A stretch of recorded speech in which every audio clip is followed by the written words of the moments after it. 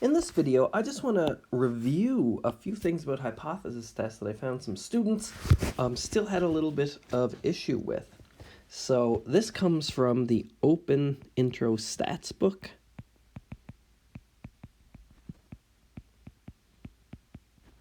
And these questions are from Chapter 7. So if you're wondering where these come from, that's where they are. And the first thing I want to talk about is I want to talk about the difference between paired t-tests and unpaired t-tests. Now, we're not going to look at any data, but just looking at the setup and the situation. So we have 7 little examples here, and maybe pause the video now. We'll do the first 4 and then we'll do the other 3. So pause the video now and see if you can determine whether each of the first 4 situations, whether they are indeed paired data or unpaired data. So pause the video now and give that a go. Okay, let's read these then. Part A, well, we're comparing the beginning of semester and post-semester scores of students. The first one isn't particularly clear, but I take this to mean of the same student. So they take each student and they look at the pre-test grade and the post-test grade of some students. Now, each of these grades is attached to a particular student. So in that case, this is going to be paired. So I'll use P for paired. So A is paired. B, let's read B. Gender-related salary gap by comparing salaries of randomly sampled men and women. Well, there are 2 groups. There's men and there's women. But each salary measurement isn't related to one experimental unit. Each salary goes with a man or a woman. So there's nothing linking a particular man with a particular woman. So this will be an unpaired set of data. Let's look at C. Artery thickness at the beginning of a study and after 2 years of taking vitamin E for the same group of patients.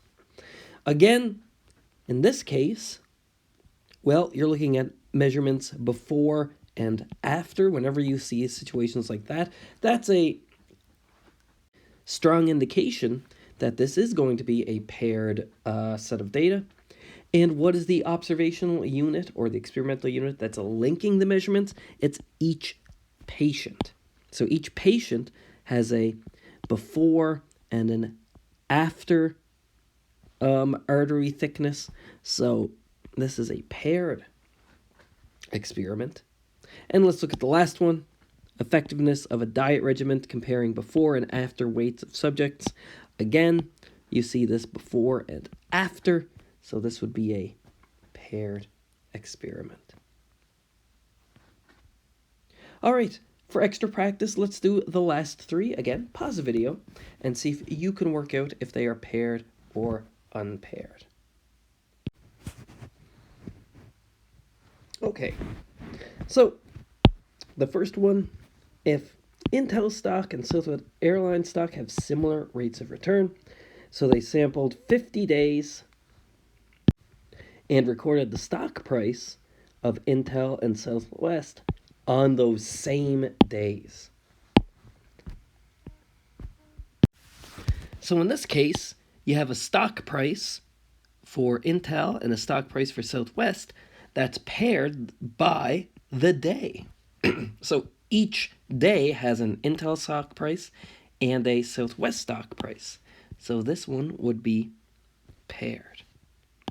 B, 50 items from Target stores, note the price of each, and then Walmart stores, and collect the price for each of the same 50 items. Again,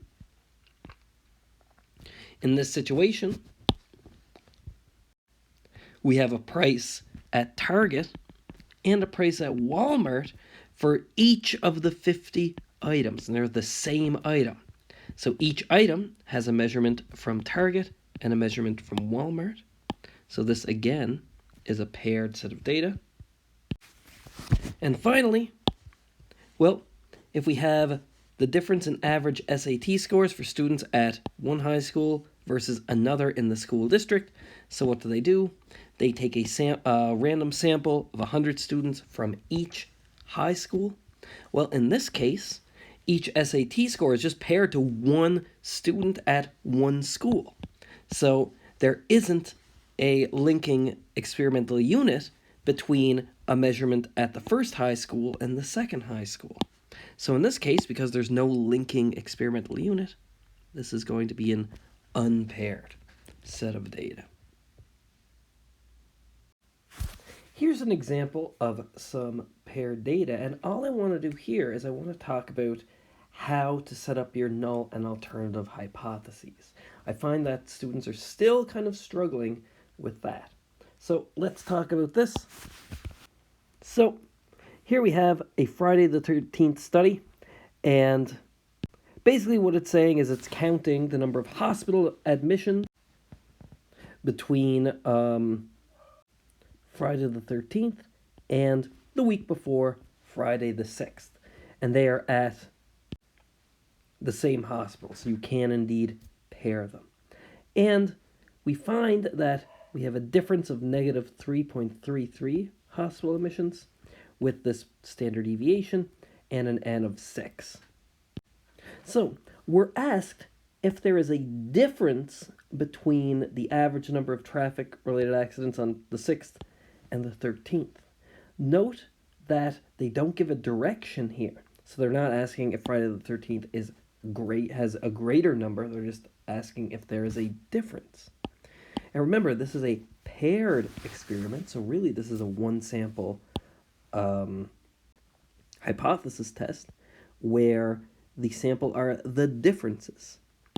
So our alternative hypothesis, I'll do this first, is that the mean of the differences, because remember, this is what we need evidence to show, that it's not 0, that there is a difference. We want to find evidence of a difference.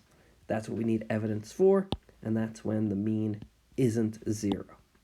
And the null hypothesis, the status quo, is that there is no difference. So the mean difference is 0. So when looking at these, you're always thinking, what do I need evidence to show? And that's going to be your alternative hypothesis, and the null hypothesis is going to be the reverse of that. Let's do one more here.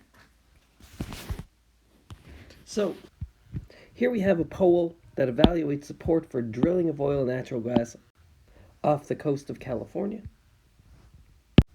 And it's asking whether it supports, opposes, or does not know.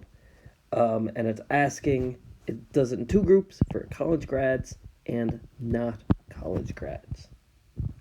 And it's asking, let's look at part B actually. Conduct a hypothesis test to determine if the data provides strong evidence that the proportion of college graduates who support offshore drilling in California is different. In fact, I'm going to say less than, just to do something different than the last example, that of non-college graduates. Now, you could think there's 3 options here, so maybe this isn't a proportion since it's 3 categories instead of 2. But really, all you care about is supporting. So the fact you can still group this into 2 things, support, or group these together as not support. If you don't know, you still don't support. Maybe I'll erase this and make this a little nicer. Not support. So in fact, this does adhere to a binary category, support, not support. So this is indeed a proportion question. A quick look at the size of the groups says that we're well above 15, so we could indeed use a normal distribution to approximate the sampling distribution, so we're good to go that way. So let's call PC, this will be the proportion of college graduates that support, and maybe P N will be the proportion of non-grads that support. Okay, so we're asked if there's evidence, and it doesn't say what strong evidence means here, but they usually, at least in this course, you'd be given a level of significance to mean strong. So let's say alpha is 0.01. But for our purposes, just to set up the null and alternative hypothesis, it doesn't matter. I like setting up the alternative first because it's what you need to prove. We want to prove that the support of college grads is less than the support of non-college grads. So I'm going to write it one way first. The support of college grads is less than the support of non-college grads, but it's easier to kind of rearrange this to put it on one side. So it'll be, we'll subtract the proportion of non-college grads from both sides. You could do the other way if you wanted to. It will work out the same. You get the proportion of college grads minus the proportion of non-college grads is less than 0. So that's our alternative hypothesis. So our null hypothesis is going to be the opposite. It's going to be our status quo, that the proportion of college grads minus the proportion of non-college grads is going to be greater than or equal to 0. So it's the opposite sign, opposite inequality to what we have for our alternative hypothesis. Another way of writing it, there's kind of nothing special about the order here. Another way of writing this would be our alternative hypothesis. Same idea, let's just write it in the other way. PC is less than PN, but let me subtract PC from both sides now.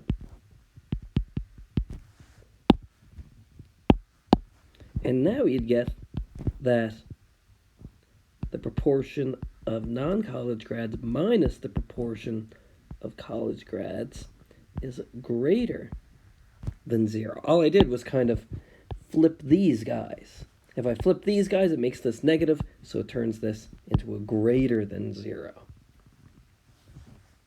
And the null hypothesis is going to be the opposite. Pn minus Pc is less than or equal to 0.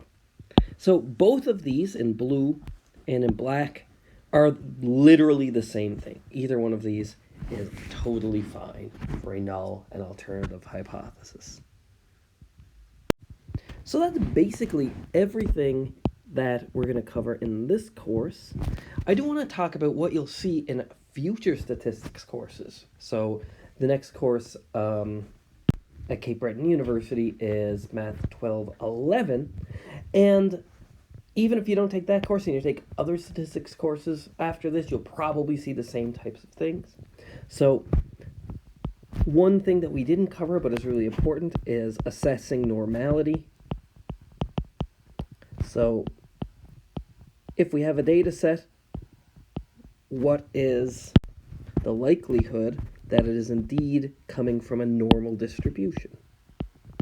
And there are ways of doing that, we just didn't cover them. And that's really important when doing hypothesis testing or confidence intervals, because for a lot of sampling distributions, especially if you have a small sample size, your underlying assumption is that the data needs to be from a normal distribution. So there's ways of doing that. There are a load of other distributions that we didn't talk about. So there's something called the Poisson distribution that is kind of like a binomial distribution over an infinite amount of time, which is really cool. There is an exponential distribution that's really important when it comes to time between waiting for events to happen.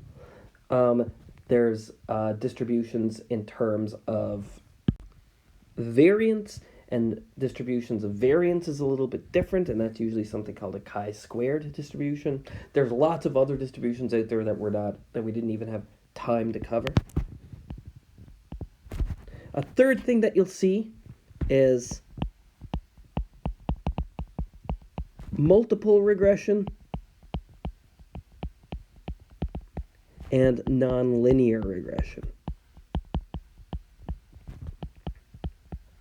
So multiple regression is when you want to predict a y variable, but your independent variables are more than one. So the case that we did in this class is you had one x and one y, but in multiple regression, you have one y, but you can have as many x's as you like.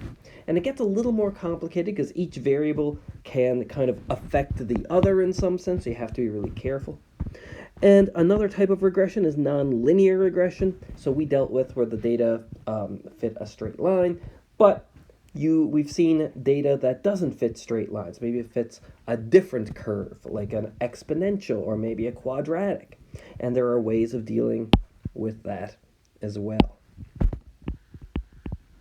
Another topic that you'll see is analysis of variance. It's usually called ANOVA. And basically, you can think of this as n sample t-tests. So I'm being a little bit glib and inaccurate here, but it is kind of the idea of doing a t-test when you have more than 2 samples. So that's a really important topic that you'll see. And another one that you'll definitely see is called non-parametric statistics. Everything that we've been doing so far was trying to estimate the mean and the standard, or using the standard deviation. We could also estimate the standard deviation as well using similar methods. But when your data is not very nice, and what I mean by that is maybe you have a small sample size and the data set that it comes from is non-normal, so you can't use the central limit theorem or the nice sampling distributions that we have. You have to do something else, and that's this non-parametric statistics, and it basically uses the idea of order of a data set, like in a box plot.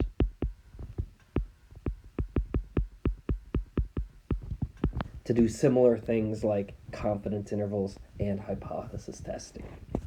So when you're in a situation where you get to that frowny face in our flowchart, non-parametric statistics is something you can do to try and overcome that. And there's probably a whole whack of other things that you might see, especially if you go on in statistics. But this is kind of the idea of what's coming up next. Maybe I'll add one more. You might not see it in the next class, but it's an important topic, is designing experiments. So when you want to determine some result by using statistics, you want to make sure that the experiment that you're running is a good one, that there's no bias, that you're measuring what you want to measure, that it's a random sample, etc. And it's a really fiddly and important topic, so there's usually entire classes around how to design experiments. So that is another important topic that you might see. And there are loads upon loads of others. Data visualization is a huge field. That's a new field that's really come into the forefront in the last, say, 5 years. There's using computer power to look at huge data set just looking for very sparse things, and that's kind of data science, machine learning type stuff. There are lots of other topics. We're just scratching the surface of what can be done in statistics. But this kind of gives you just a really brief overview of other topics that you'd see.